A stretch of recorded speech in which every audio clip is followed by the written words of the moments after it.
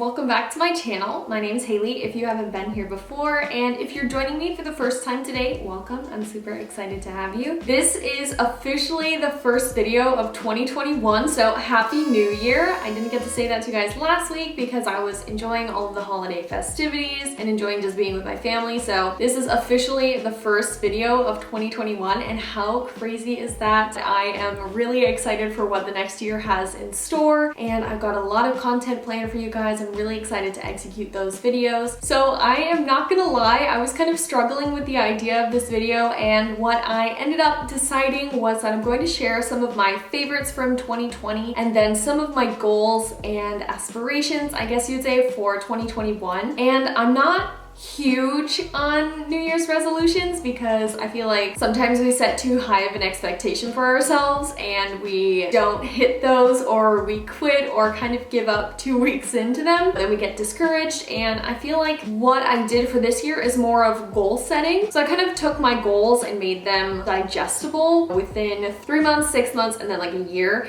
So that way I can kind of see overall, okay, by this time of the year, this is where I would like to be. By this time of the year, this is where I'd like to be, and by the next year, I would have liked to accomplish these things that I've laid out for myself. And making it digestible like that is a lot easier to see how you are able to accomplish those things. Let me go on and show you guys a few of my favorites from 2020, some things that helped me get through 2020, some things I discovered in 2020, and then also I'm gonna go ahead and jump on into some of my goals for the next year. Before we jump on into it, if you like this video, don't forget to give it a thumbs up and subscribe. Also, I'll be posting a new video every week this year, so go ahead and click the bell to get notified when those go live. So the first thing I'm gonna mention is literally sitting right in front of me because I just put it on, is this Glossier, I think that's how you say it, Glossier, I don't even know, Generation G. I don't know what lipstick exactly this is, but it looks like this. It is super flat on the top. It goes on pretty opaque. So this is the one that I'm wearing right now. It is in the shade Cake.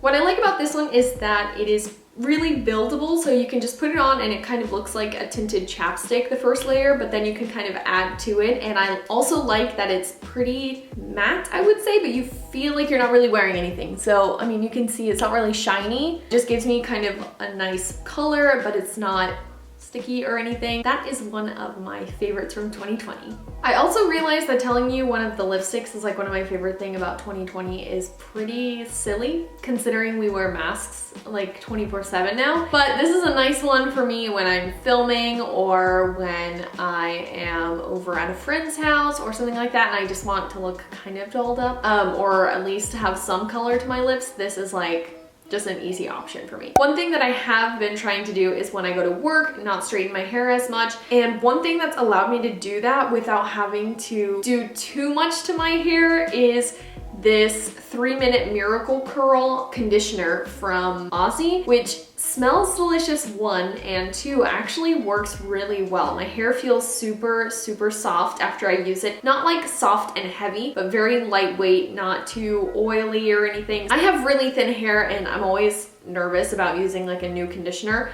but this has actually worked really well for my hair and my curls look amazing. The next thing that I actually broke this, but I have kind of switched over to natural deodorants this past year. So the one that I tried before this was the native one, and then I wanted to give another brand a try. So I tried the Schmidt's natural deodorant, and this is the scent Rose and Black Pepper, which is actually like one of my favorite scents I've ever had for deodorant. You would think that is so weird, the black pepper, but I think I like it more than like the super floral scent or like super fresh scent. I felt like switching over to natural deodorant, and I tried native and I liked it, but I feel like I like this more. I feel like the fragrance lasts a lot longer, and I just like the way this one feels a lot better. Schmidt's Rose and Black Pepper Hemp Seed Oil Enriched Natural Deodorant. This is one of my favorites recently, so if you guys were curious. The last thing that I'm gonna show you when it comes to like health and beauty, I have been taking these Melatonin Gummies because coming out of quarantine and going back to work, my sleep schedule was really messed up.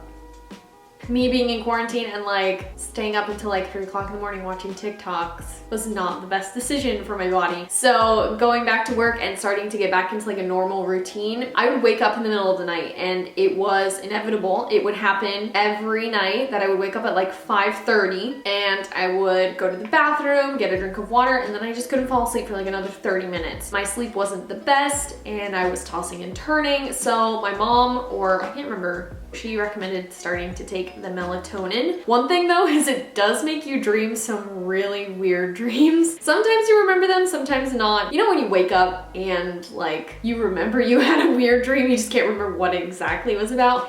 That has happened to me on multiple occasions. Sometimes I remember them and I'm like, what the heck? And then other times I don't, but I know for a fact that I've had a weird dream. I don't know what it is, but this does that to you. So it is just, it's not you, you're not crazy if you start dreaming weird dreams after using this. I don't know the science behind it, but this has really helped me ease back into my sleep cycle, like actually help me sleep when I need to be asleep. So those are one thing that I started taking in 2020, and obviously consult your doctor if you're taking any other medications. I don't know. I've had a good experience with it, so I don't know, maybe give this a try. This one probably seems really silly, but I'm gonna pull it over here. Oh, it's actually my little Bissell Featherweight vacuum.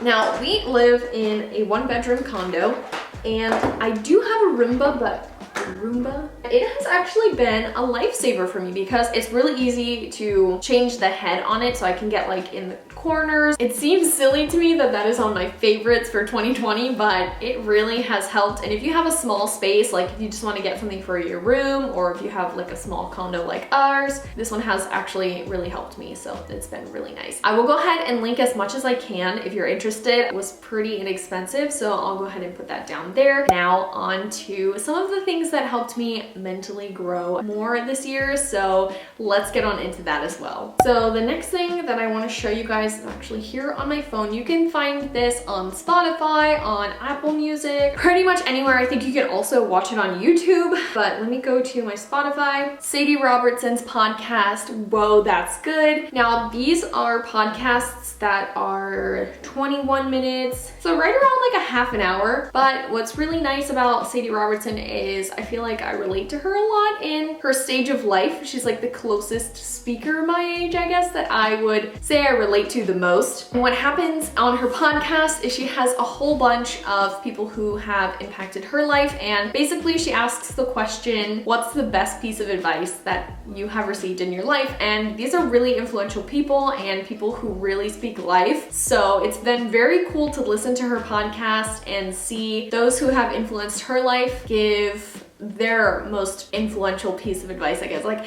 something that was influential in their life. So that has been really inspiring and also has helped me grow a lot. It's been really nice to listen to how God has moved in these people's lives, and you kind of see their best piece of advice in the wisdom that they share and the word that they give. So it's really cool, and I love her podcast. So if you guys have a chance, you should totally go ahead and check that out. I also have her book Live, so that's another resource from her. I love her. I think she's great, and I think her message is amazing. So if you guys are interested, I would totally check out Sadie Robertson's podcast, Whoa, That's Good. I think you can watch the recordings of them on her YouTube channel, so go ahead and check it out if you need a little bit of life, because I know I do. Also, I think I have mentioned this book before on here, but this is the book Live that I went through. This is also Sadie Robertson's book. Another book that I read this year was a book called Imperfect Courage. This book was really good for me in the sense that you should take hold of the reins that you're given and run with them. So this was another inspiring book that I read this year. It's funny, I've only gotten through 2 books this year completely, but I'm proud of myself because that's more than I've done in the past few years just for fun. If it's not for like my classes or something, I haven't really read. But these 2 I feel like were really great choices for me to read this year. So again, I'll go ahead and link those down below for you guys. Okay, last but not least, I actually got this for Christmas from RJ, and it's like one of my favorite things right now. I have always had joint and muscle aches. I also work retail for a living, so me standing on a concrete floor for 40 hours a week, So for Christmas, RJ got me this super cool pulsating cordless muscle massager, but it just looks like this. And then you put one of the heads on there, and then it has 6 different speeds. Like, this one sounds like way too intense for me. It has actually really helped. RJ went on a run and I worked out here at the house, and usually the second day is when you are like the most sore, but the day after I had worked out, my knees were already starting to kind of get sore and they were hurting me. So I actually used the joint head for this and did my knees. And the next day, my knees were like full range of motion. I wasn't even sore. Like, I was less sore on the second day after using this compared to the first day when I hadn't like stretched or done really anything. So this was really cool, and I've used it on my back multiple times, but that has been a lifesaver for my muscles and like my knees. I don't know where RJ got this one because I got it for Christmas, but I will go ahead and try to find one for you guys that's pretty inexpensive, because this was like life-changing for me. All right, this is the moment you guys have all been waiting for. These are some of my goals for the year, some of the things that I aspire to do and hopefully achieve by the end of the year. So let's get on into it. RJ and I actually had what we called our Vision 2021 meeting, which was really cool because I've never actually sat down and kind of goaled myself for the year, or even like set a resolution. I'll just kind of like say, oh, you know, I'm gonna do this year, or like I'm gonna work out more this year, and I don't really follow through like ever. And like I don't track anything or actually set a goal. I just kind of say it and hope that it happens. So it was really cool for us to sit down and kind of go over individually and then as a couple some of the goals that we have together. So I am going to go ahead and go into my little document. I put them all in a Google Doc so we can have them with us at all times on our phone, so we can kind of look back at it and like see, oh, okay, well, we have accomplished this, this, and this, or this is something that we're looking forward to by the end of the year. So we both set like physical / health goals. Then we also set faith goals, business and work, and then also financial goals. So let me go ahead and break those down for you guys. Okay, so for our goals when it comes to like physical and health, this year, I know, I'm not gonna lie, I definitely have put on some weight, but not that that's a bad thing. I just definitely don't feel as healthy as I did in the beginning of last year. So, you know, quarantine really put up in that. So healthy eating, what is that? So I just kind of set myself a goal. I would like to be where I was at the beginning of last year, which is not unattainable. It's just something that I have to work towards. And also just setting better food goals for ourselves, because in quarantine we were like, oh, let's order a pizza here, or oh, let's order a pizza there, or what are we feeling like? Oh, that's right, pizza. So I would say we definitely ate a lot of pizza in 2020, but you know, it was our first year of being married, and I also am still learning how to cook for 2 and meal prep and all of that stuff. So I'm really setting us a goal for RJ and I to work towards that, and I am also giving myself grace. So like if we have pizza, that's fine. We're just not gonna have it as many times as we did in quarantine or something like that. Let me know how many pizzas you think you had in the comments down below during quarantine, because I know for us it's probably a lot. And then also RJ and I set a goal to try to play tennis with each other once a week. RJ has played tennis in high school, like he would compete with other schools and stuff like that. So he actually knows how to play tennis. I do not know how to play tennis. I played softball and then I was a cheerleader, but I am learning. I'm progressively going to get better, and then we'll actually be able to play tennis. RJ just kind of hits the ball to me and I try to figure out how to hit it back to him. So that is one of our fun goals that we set, to just kind of exert energy, and that way we're getting out of the house, getting some sun, and actually, I don't know, getting all this pent up energy that we have out. So there's that. I also have a goal to drink more water. I feel like I'm just perpetually dehydrated. Then when it comes to faith goals, I am like the worst at this, but I definitely want to start jumping back into reading my Bible instead of like, I just read it on Sundays. I feel like that's terrible to say, but I know it's something that a lot of us struggle with. So if you are struggling with this too and trying to read the word, but like, you know, you want to, and just never make the time for it, I'm right there with you. I have set a goal for myself, really just carving out time and having like quiet time with God, because I have really been the worst at that recently. So that is the top priority this year. Another thing for Faith is that RJ and I would like to go through one book together this year. So I know it sounds like so small, but sometimes making goals digestible like that and making them like, oh my gosh, how could you not read one book together, makes it a lot easier to get through maybe 2 or 3 books instead of just one, because after the first book you see, wow, this was so easy and it didn't take us as long as we thought, or maybe you need more time to process through the book and give yourself a whole year to, maybe you need to go over that book twice in 1 year, like, I don't know. So we have set a goal to at least go through one book together by the end of the year. And then when it comes to business and work, we have also set some goals there. I do have some social media clients and I am trying to grow that. Right now at my retail job, I did go down to part-time so I can focus more on gaining a few more social media clients, and working from home is like the goal for me. I would really enjoy more time at home, and just being able to work from my own space and create from my own space means a lot to me. The goal is to definitely be working from home a lot more, and then I do want to finish school within the next 2 years, so at least getting back into classes. I don't have that much left. It's just that I didn't really take classes during the year that RJ and I were engaged. I did in the beginning half, but at the end, because the wedding was in the fall, I didn't want to be taking classes and have like an exam right before we leave for our honeymoon or like our wedding. So I was like, I'm pushing this back. And then I only took a few classes in 2020. I didn't take any during the fall season. Like, it's just been this whole cycle of like, oh, I'll take a few here, oh, I'll take a few there. And I really just want to hone in on finishing my degree. So that is something that I want to jump back into and just really, really focus on that, which again, working more from home would help me a lot in that, because I'll have more time to focus on that school goal. And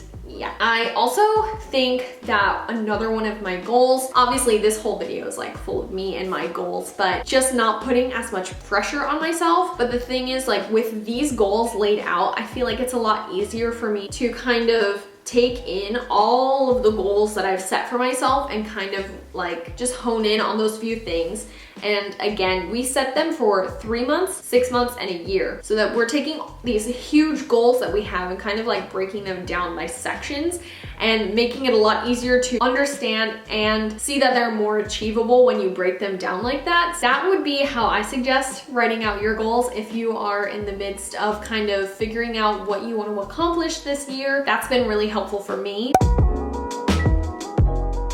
And then also like financial goals, RJ and I have definitely set some where we want to be in the future. We have taken at our church, they offered a financial peace course, which if you guys have access to that, or if your church is offering, or a local organization that near you is offering that, I would totally recommend taking part in that, because it teaches you how to deal with credit and debt and all of these things that people don't really talk about unless you take like a class for it. And even then, it's very hard to find a course that lays it all out for you in an easy way to understand, versus it being so confusing, and they really just have your best interests at heart. So if you guys are interested in learning more about how to deal with your finances, Financial Peace is like, 1, an eye-opener, and 2, such a great resource. I think it is something that everyone should attend. Everyone, if you have access to it. I don't know if there are scholarships or anything for it, but you guys should totally check that out. I will go ahead and link that down below.